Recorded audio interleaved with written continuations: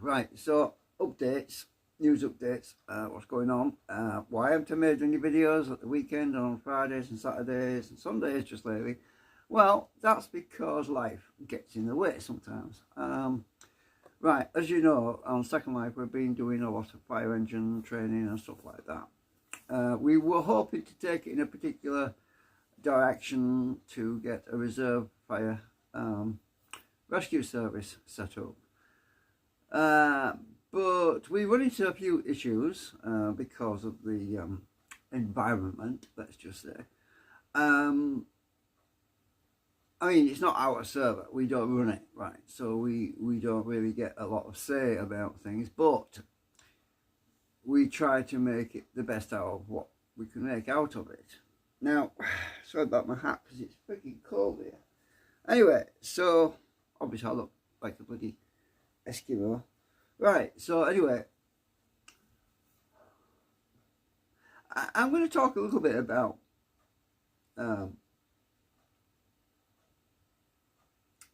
people who have problems, you know, psychological problems.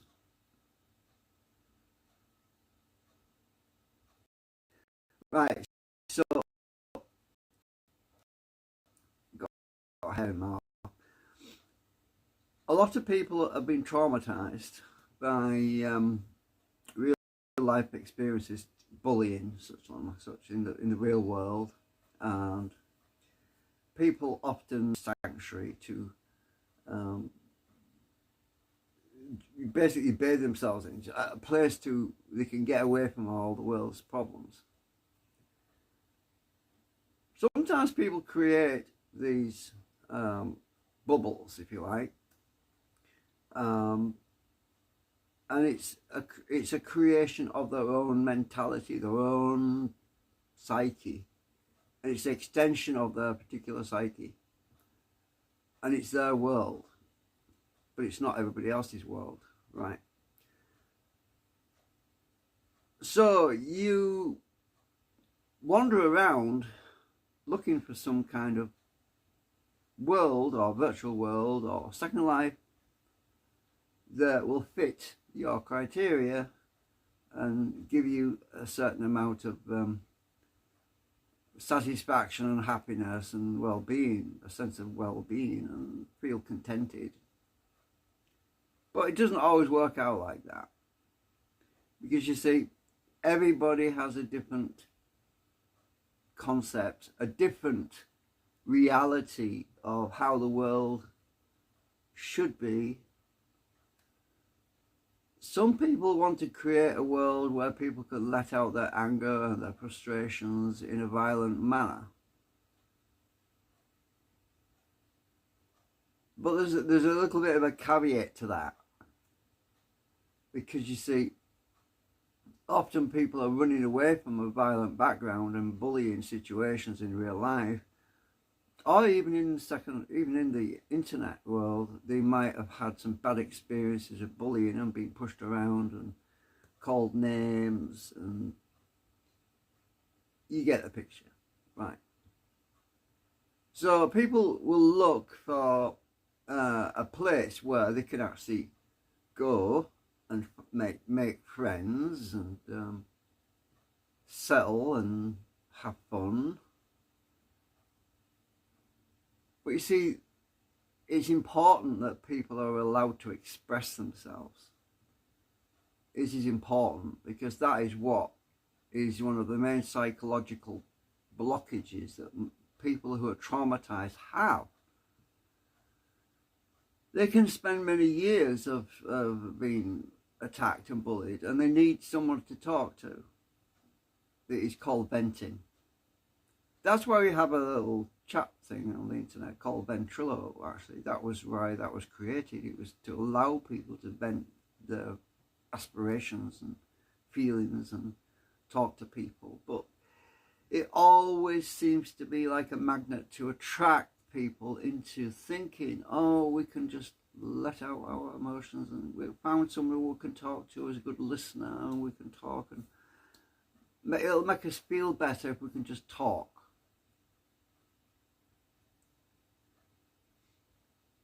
But then you come into another realm, a rather tightly constrained bubble, another person's perception of what they perceive as being allowed. And what we're talking about here is the ability to express and speak. And sometimes you're not allowed to do that. Sometimes you can have deep concerns about the environment, the physical world that you're living in, about your very future, about your security, your sense of prosperity, about where you're going to pay for next week's meal or where you're going to pay next week's bill. And these things pile up on you, and you feel like you're drowning sometimes, and there's no avenue for expression. There's no way, there's no one you feel like you can trust or talk to. And then after a while, you might come into a situation where there's somebody there, and you just feel like you can pour your heart out. You can talk to them, and you talk to them a bit, and you explain some issues that are of your primary concern. Because bottling this up creates depression and anxiety and anger. And we have quite a few of these people who are extremely angered at the world. And we talk to these people, I talk to these people, and a friend of mine is talking to these people. And we're saying, look, it's not your problem. Don't carry the world's burdens on your shoulders. This is not your problem. If we all went around carrying the world's burdens on our problems, we'd all be in a mental asylum. And that's ultimately where people would be nowadays if it weren't for the fact that most of these places have been shut down in the first place.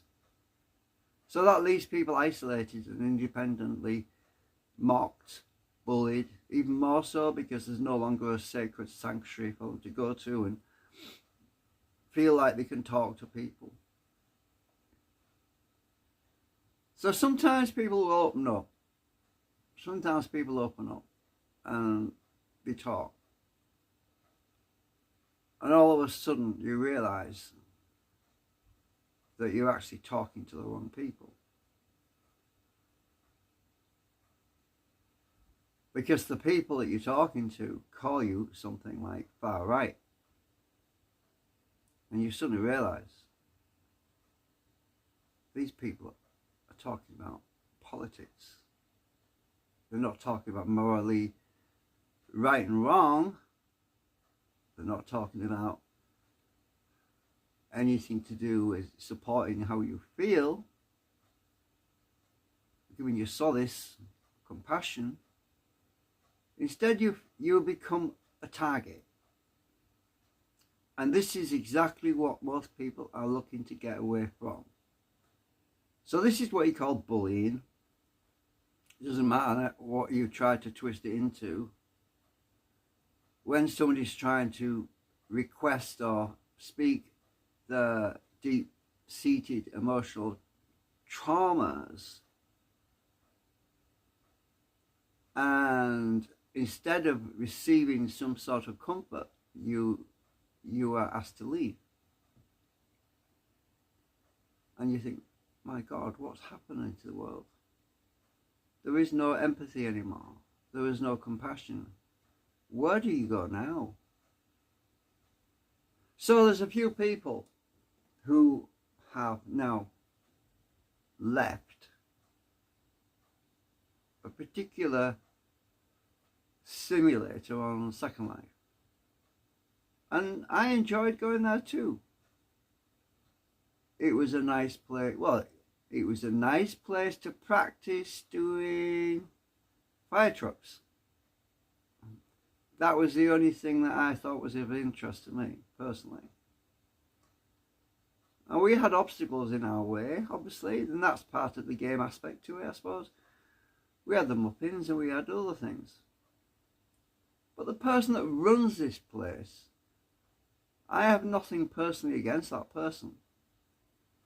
I just think that that person has a perception, a world bubble creation of their own making, and they do not wish to have that altered in any way, even though we weren't even attempting to alter it. We were just trying to make it easier for a few people that were there. A few people that were there that were struggling deeply. There was a couple of people at least. Well, one particular person, who I'm not going to mention names because this is confidential, but there was one particular person who really was upset, and he was in a terrible state, and he was angry at the world, and we told him to just, it's not your problem, don't carry the world's burdens on your shoulders.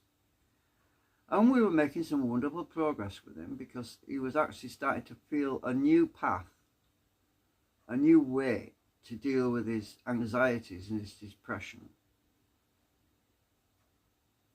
And for a little while he received some compassion. It wasn't really compassion, it was more like pity. But you see, there's this thin line, there's this very thin line, it's like hair, it's sort of thin, and you can't see it, and you just have to put one word over that line, and all of a sudden the whole house of cards comes crashing down.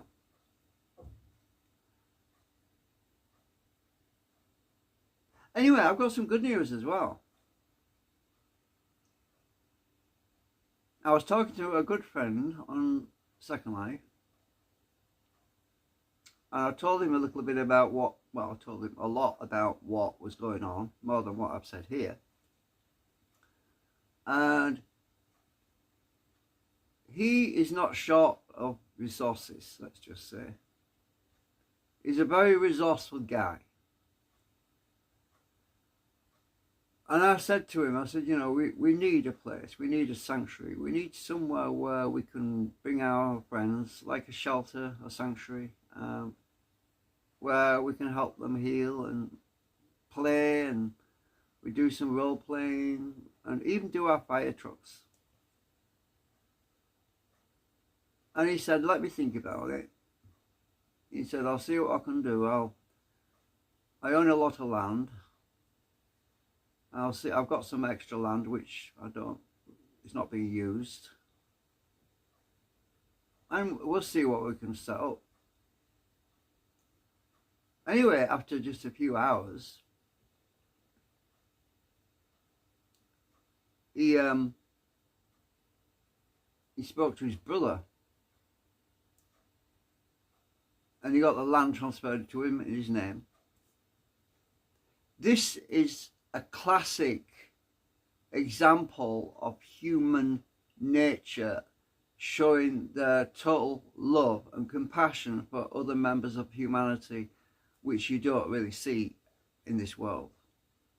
It's very rare that you will come across a person who has the ability and the will and the strength to make a change that will make other people's lives better. Of course, he is also looking for a new avenue of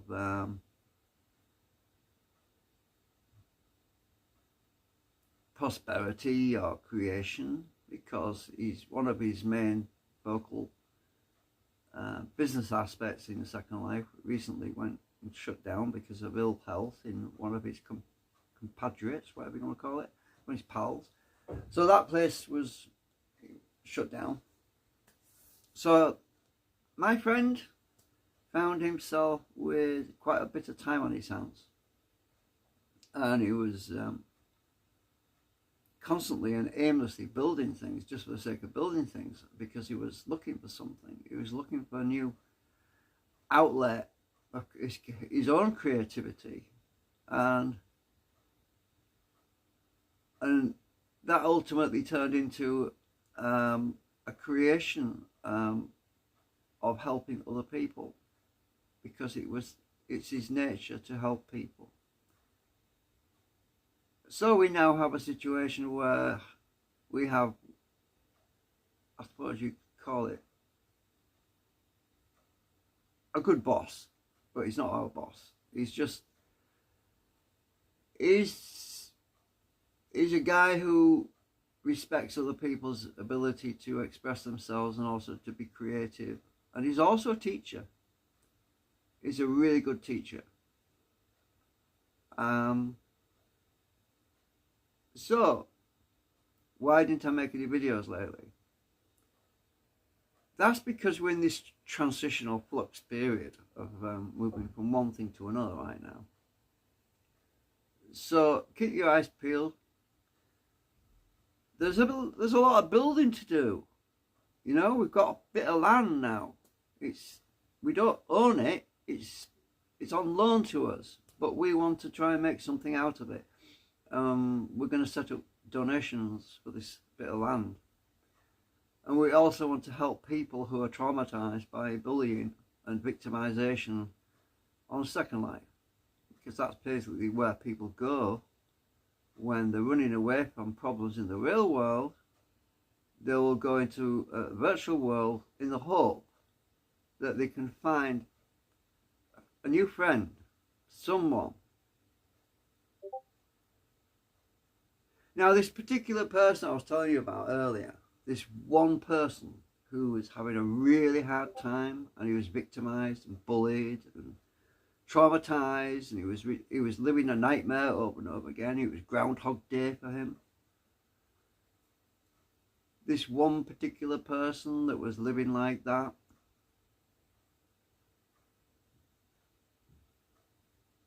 he said something, because there's two of us in particular.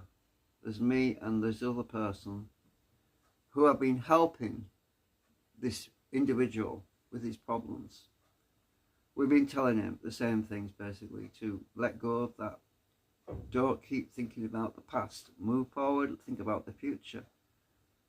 And he's starting to do that. And that's a good sign that he's actually starting to heal, because he's got his future in front of him. He's a young person. He's in his mid-30s, let's just say. And he's got his whole life in front of him. And many people like that. I've seen people like that, like my sister, for example, who died, took her own life because her heart was broken and because she could see no future. Anyway, this particular person needs a future. He needs hope. He needs something to look forward to. And now, hopefully, he has something. It's not a permanent fix, and this little place that we're in is not a permanent solution. It is a stepping stone. It is a stepping stone. Because every part of your life is a stepping stone, unless you get stuck in a loop and you're going forwards, backwards, and you're reliving the same nightmare. If that's where you are, you're not making progress. Because the human brain, the more you think about a trauma event, the more it's ingrained in your psyche, and the more it dominates your every moment of your existence, and the less able you are to move out of that. Imagine you're in a trance and you're whisking an egg. You're whisking an egg. You're not really thinking. And then you realise, I've been whisking this egg for 10 minutes. Well, that is where our friend was. He was so absorbed by his traumas, he couldn't see the fact that the world was passing in front of his eyes. And then every time he wanted to come out and express his traumas to relieve his anxieties, instead of having a nice ear to listen to him and help him, he was shot down. And he received more bullying. Well, that is why he was stuck.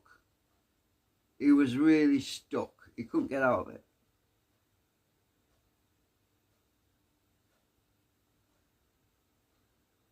But hopefully now he will get out of it. We are not doctors. I did a psychological training course in 2003. I didn't complete it. I have a certificate, that's it. But I know how he is stuck, because we did do a lot of research and I understand what that is. It's PTSD.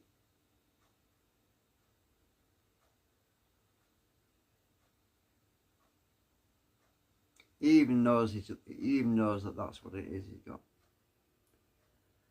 Anyway, thank you for watching, and as I said,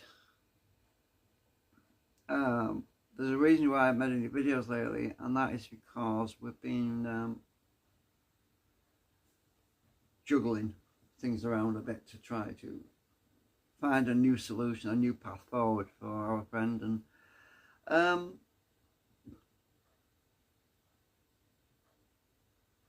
also it was a bit of a dead end as far as trying to do anything serious as regards training fire trucks and everything in that particular place that we were in, because it's not our world, it's Groundhog Day. Bye for now.